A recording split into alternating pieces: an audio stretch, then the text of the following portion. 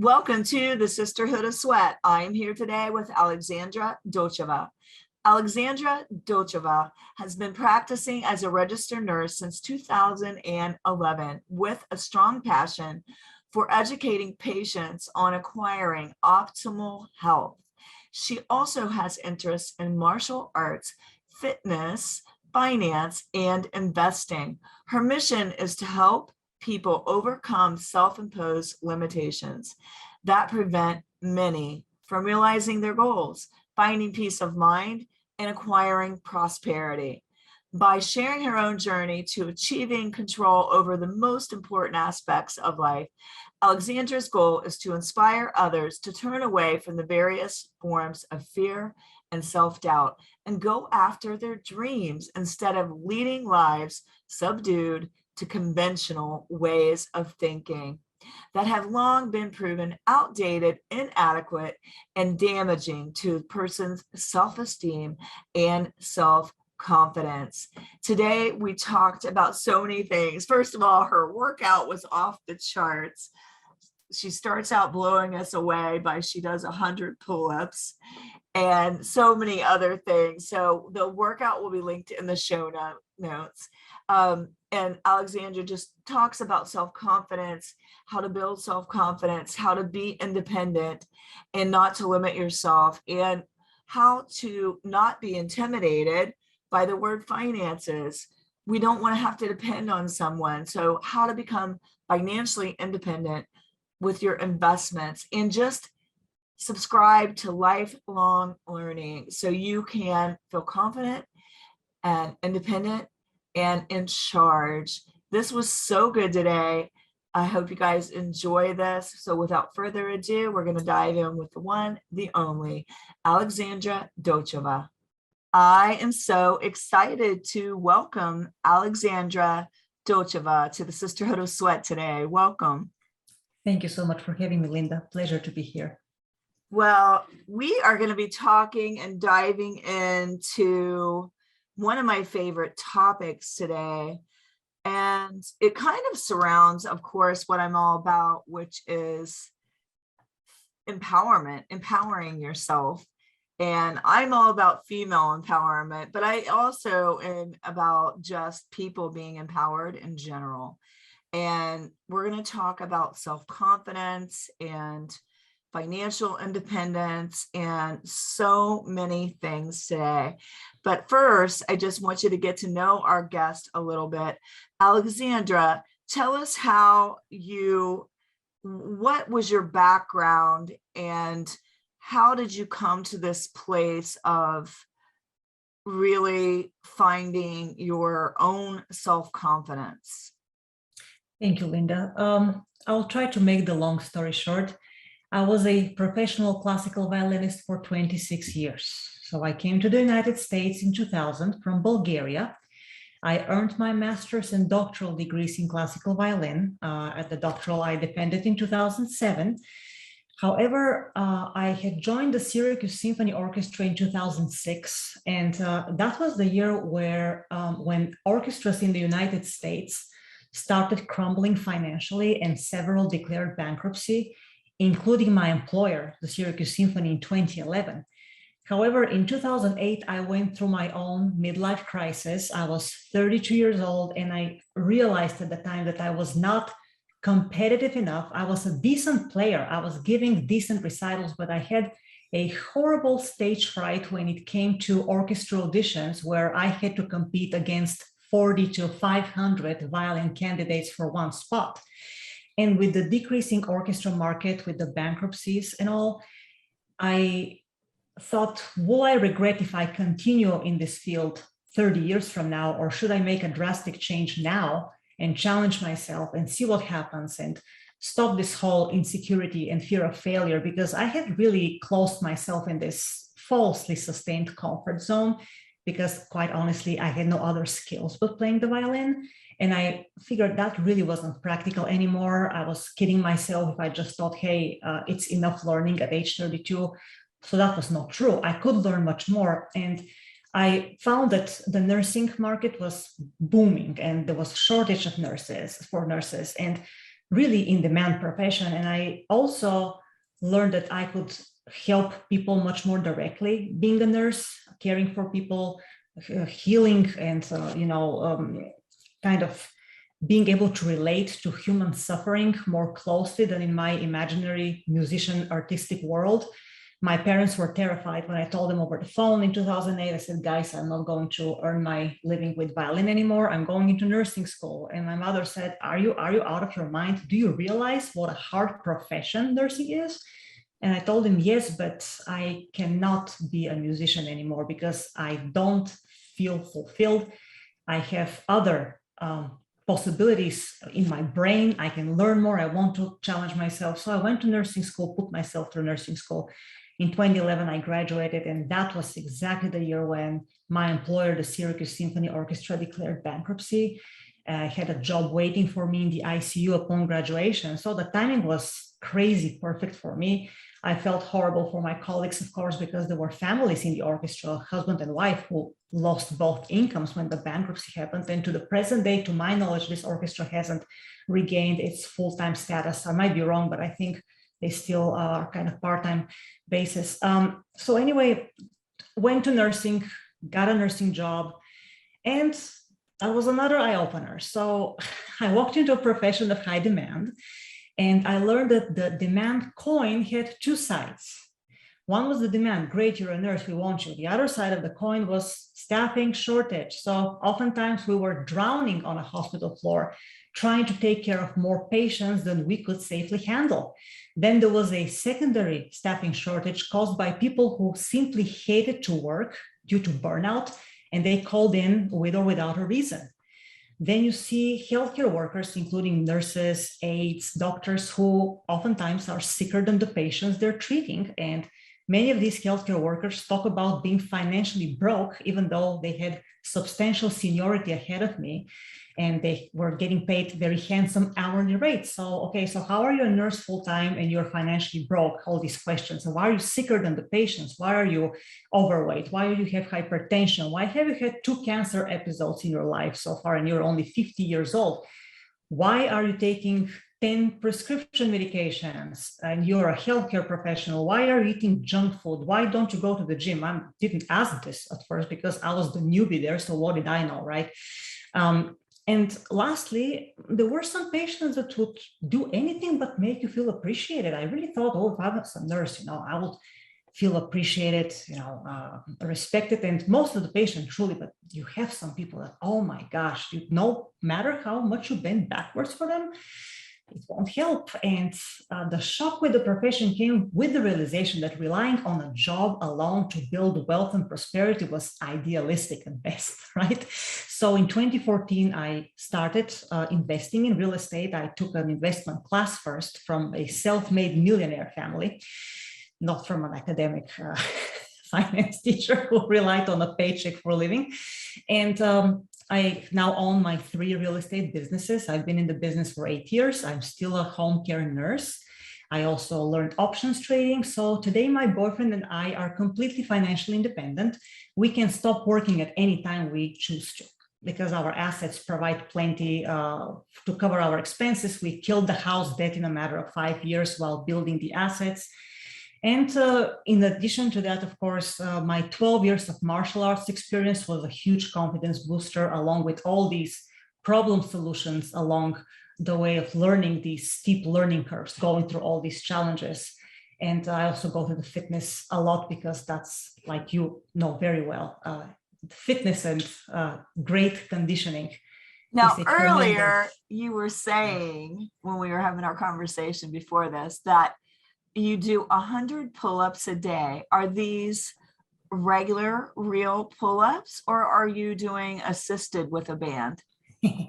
We're talking real pull-ups with my own weight, full range of motion, with full elbow extension until the bar hits my chest. And I do this with my legs horizontal to also benefit my legs and my abs from the whole exercise. I do sets, of course, but on Mondays, I always do between 85 and 100 pull-ups along with everything else I do on Monday. Thursday, I do 50-50 split with the dips. I like to do 100 dips on Tuesday. Again, full range of motion. I just don't bounce around with a 3 or 4 inch range of motion like some guys like to do to pump up their muscles a little bit, right? Yeah, I don't do that. It's full quality exercise and completely taking the benefits of every inch possible. And I love it. I absolutely love it. And you exercise, you said 2.5 hours a day. Give us 4 days a week minimum. Give us a typical workout for you.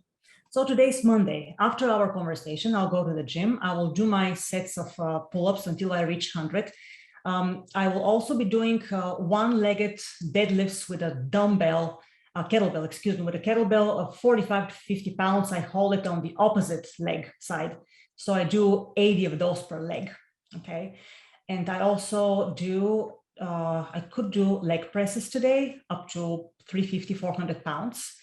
I might do 60 to 80 of those. And at the end of every workout, I do my cardio, which is the stationary bicycle.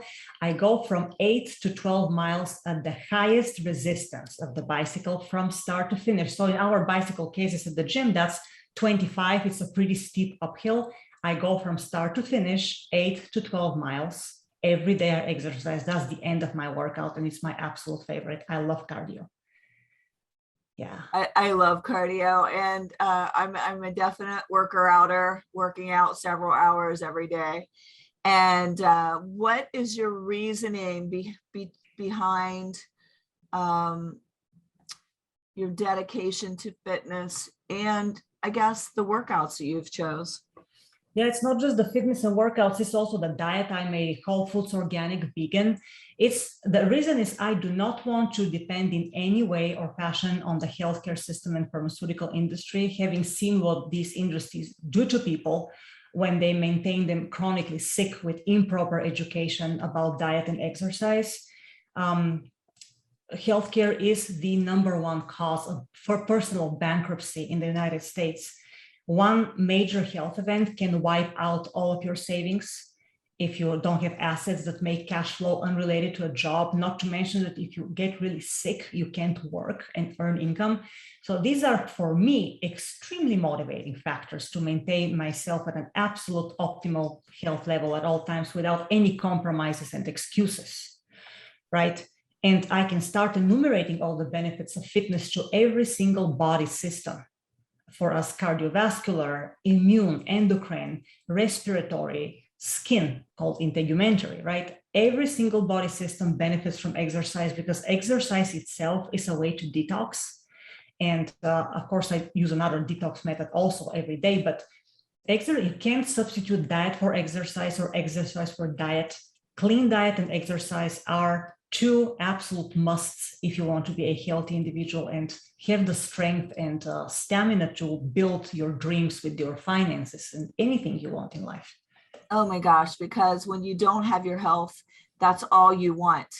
And like money cannot buy your health. And it's something that you actually have to participate in and do. Exactly. And I get a little radical. I have clients sometimes come in telling me they're getting some kind of mesh put in their body. Oh and gosh, I'm always like, did you research that? Did you make sure about the side effects? Did you find out if there were any alternatives to that? Did you check the infection rate on meshes? Yeah, and I'm like, I hear they get recalled all the time. Oh my gosh. Yes. And so but you would be surprised. It's very eye-opening how many people just accept whatever is told to them without doing any homework, any type of research of their own, and realizing that your health really is in your own hands, and that doing your homework and doing your research and being your own best advocate for like looking things up. We do have Google.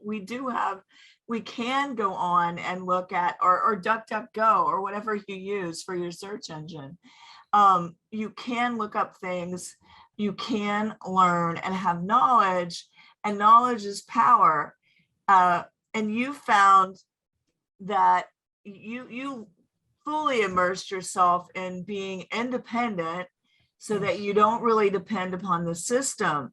And so many of us feel powerless because we are dependent on the system. So how did you break away from the system and gain this confidence and this sense of empowerment that you don't need to depend upon it? Because when I entered the healthcare system and also then the financial system, because it is the same thing, the healthcare system likes to maintain you with a chronic disease for decades, so you're an asset to them. And then you have financial advisors who oftentimes are poorer than you are, but they like to maintain your financial assets for a handsome quarterly fee, right? So both these to me are unhealthy if I can learn how to do both myself. And to me, that's more than motivating. That's a must. It's a no-brainer. It's a no-brainer because it's not hard to go on an organic plant-based diet that doesn't cause diseases. It is not hard to adopt a daily detox regimen that gets all the toxins out of your body. It's like the inside cleansing, which is parallel to your outside cleansing to a shower every day, right? It makes all the sense. And then financially speaking, why would I trust other people with my hard-earned money when I can organize it myself? I can learn about investing. Truth be told, I had to pay to learn how to invest in real estate, but I paid people whom I had researched by reading their books, and they gained my trust to buy their online information investing products. And I went out and bought my first piece of real estate. That was a fourplex, a building with 4 apartments. My boyfriend and I lived in the first apartment, and the 3 other apartments were rented. And only a year and a half later, he bought our house. But our very first property was an investment property because we wanted to get our foot in the real estate market, learn about it, learn how to manage properties, deal with contractors and tenants, and renovate and increase property value. That was imperative to our long-term financial plan for independence. And we have acquired other properties in the meantime, but you have to be willing to solve the problems that scare you. You don't shy away from the problems. And the more problems you solve, the person you become by the time you get to your goal is what builds the self-confidence and independence and resilience and self-reliance. Because if you really put your mind and soul into achieving a goal, then the problems become a must solve. You're not afraid of them anymore, right? So you have to solve it. There is no other way. There is nobody to solve it for you because it's your money at stake. I never partner with people. I don't like to put at risk other people's money, but I tell people, learn how to do it yourself because you're perfectly capable of doing that. And nobody else should be doing this for you because it's your hard-earned money. Yeah. If you're doing it yourself, you don't have to worry about anyone stealing it from you either. Yeah. What you've written this book on self-confidence. What are 3 primary takeaways for the audience today about building self-confidence? You need to build goals in your life. That's what builds self-esteem.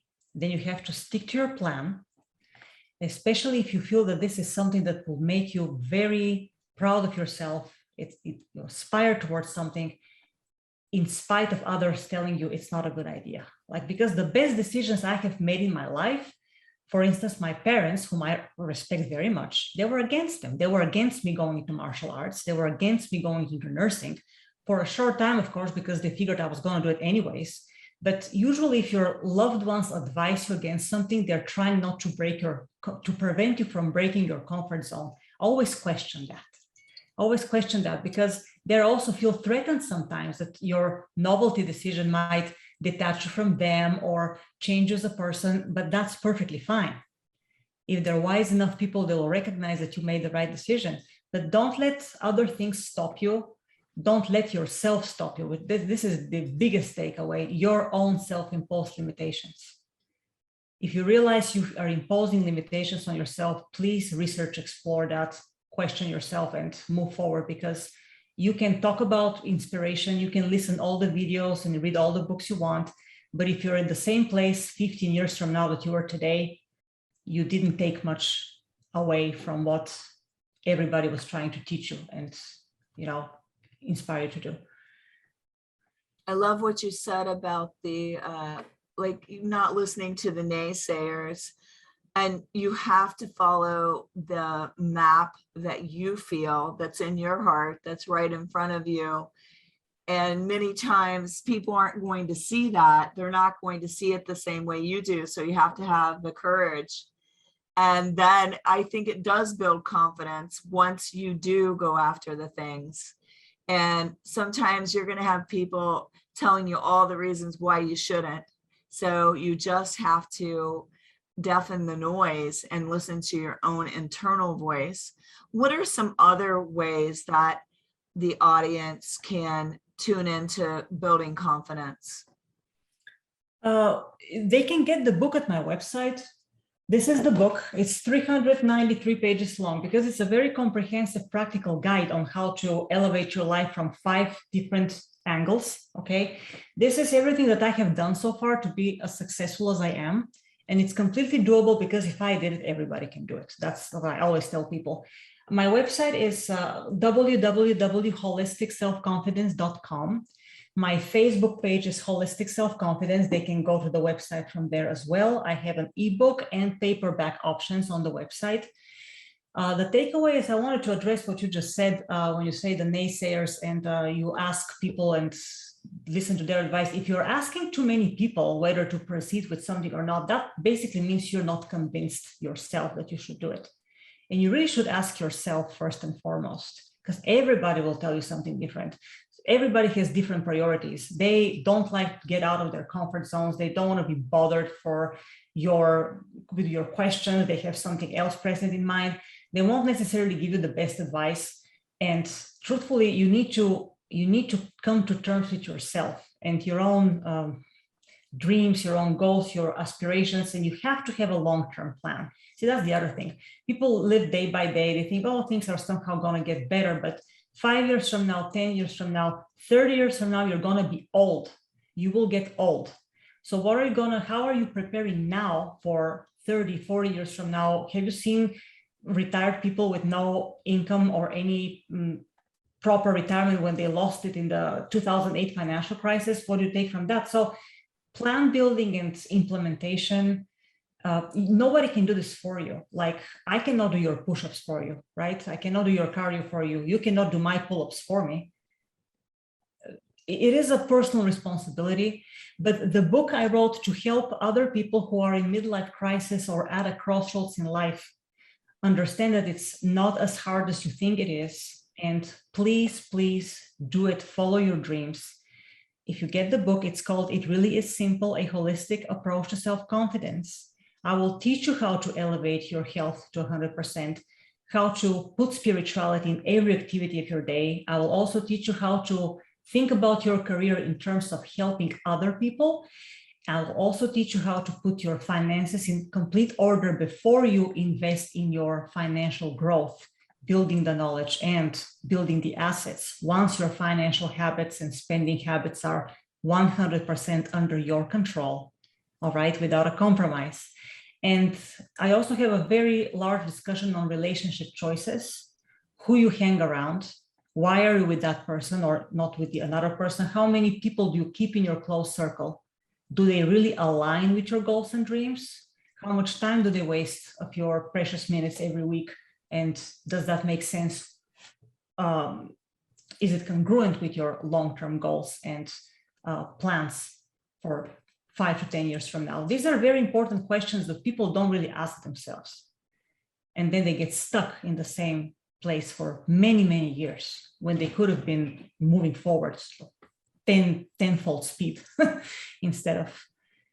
How can people know if they're hanging around the right group of people that are aligned with their goals? What are some ways? Well, are the people around you supportive and willing to engage in a conversation with you about your dreams? Are they willing to learn from you to your real true why you are changing your life and what you're aspiring towards?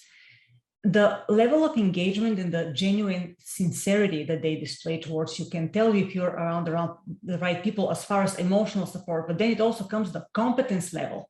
Who do you surround with to help you get where you want to be? So these are professionals that need to be to have enough integrity, knowledge, competence, and willingness to educate you at first, because you will be a newbie in so many things the first 5 years.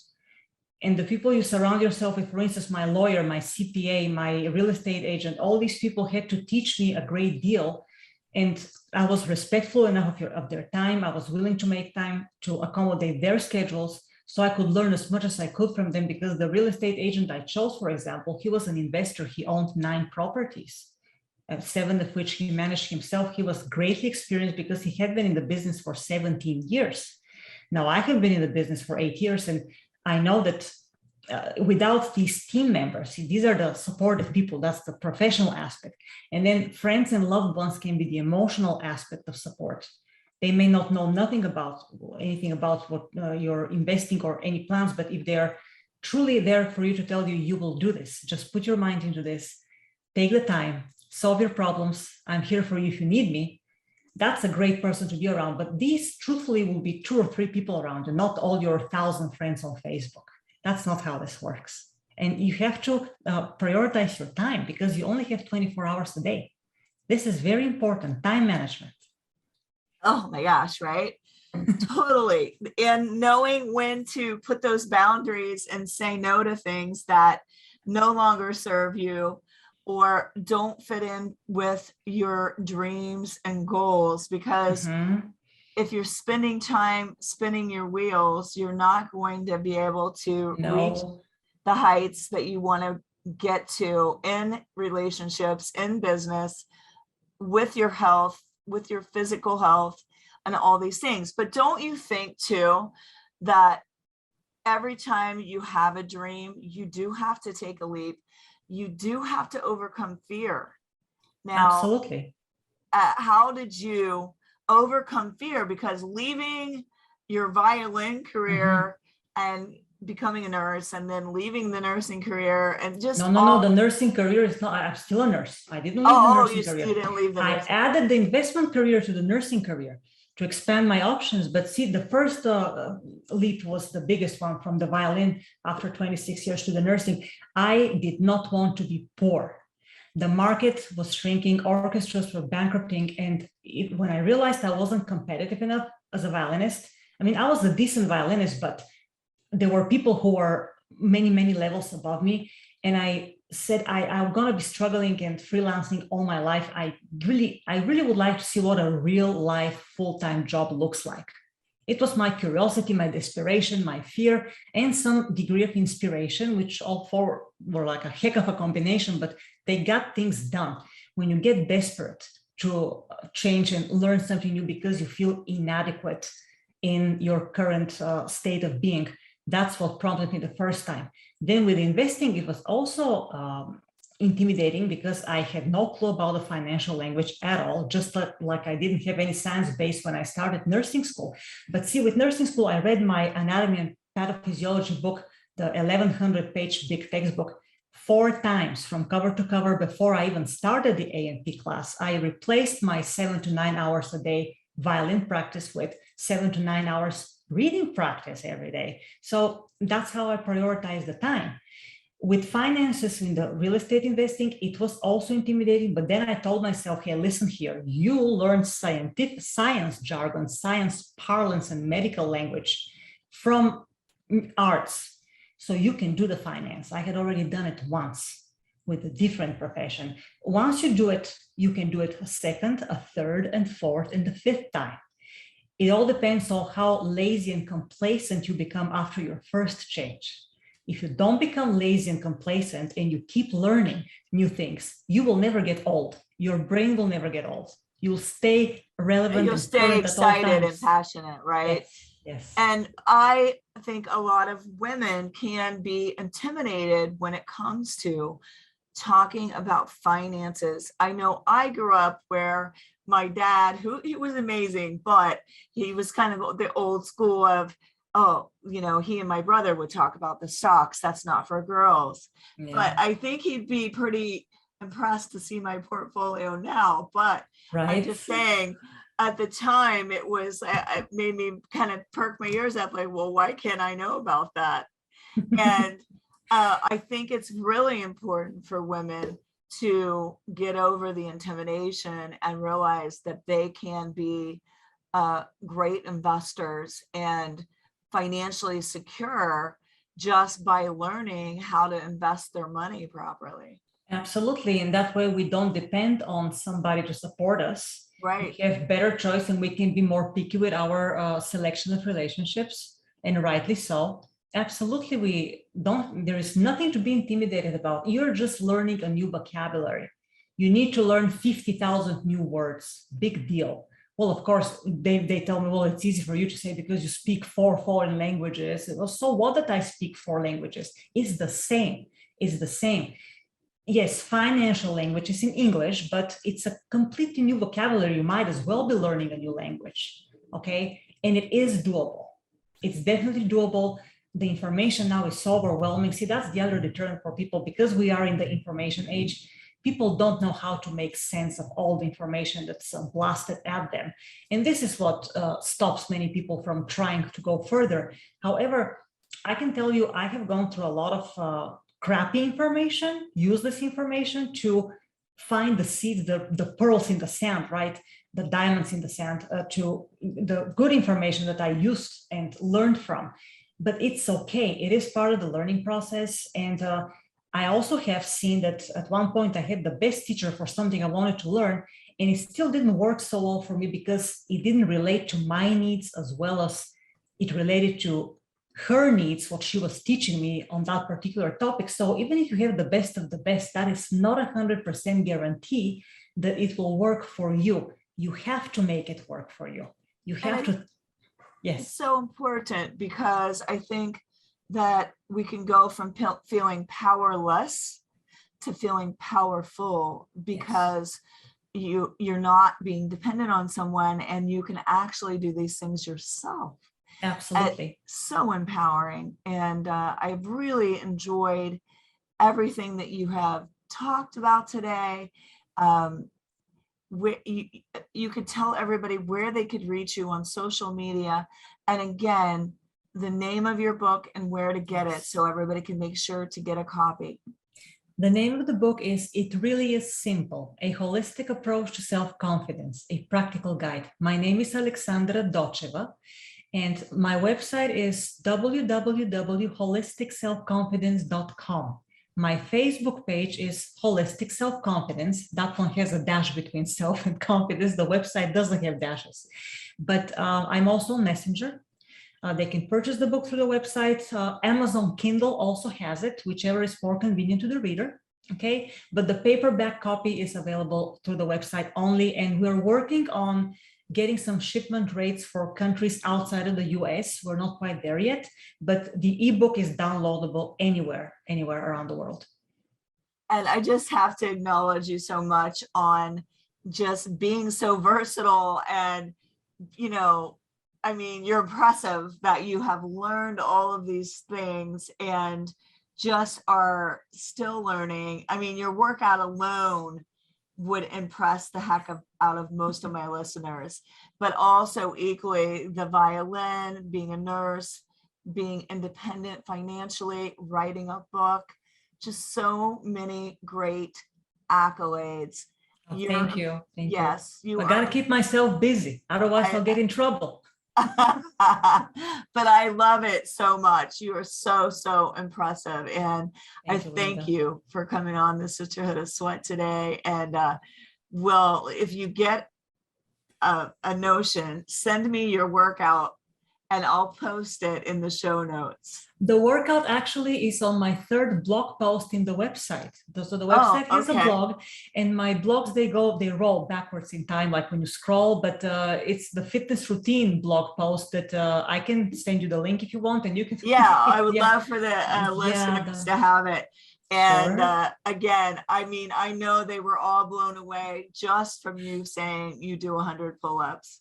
But before this, I have to confess, sometimes to give my brain a break in between everything that I do, I was like, you know what, this movie looks good.